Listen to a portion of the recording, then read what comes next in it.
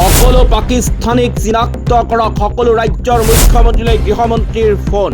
সকলো ৰাজ্যৰ মুখ্যমন্ত্ৰীলৈ গুৰুত্বপূৰ্ণ নিৰ্দেশনা গৃহমন্ত্ৰী অমিত শ্বাহৰ। ইতিমধ্যে প্ৰত্যেকখন ৰাজ্যৰ মুখ্যমন্ত্ৰীৰ সৈতে ফোনযোগে কথা পাতিছে অমিত শ্বাহে। একে সময়তে পহলগাম আক্ৰমণৰ দোষীক শাস্তিৰ দাবী উত্থাপন ৰাষ্ট্ৰীয় মানৱ অধিকাৰ আয়োগৰ। অতি সোনকালে নিজ নিজ ৰাজ্যত থকা পাকিস্তানী নাগৰিকক চিনাক্ত কৰাৰ ব্যৱস্থা কৰিব লাগিব মুখ্যমন্ত্ৰীসকলে।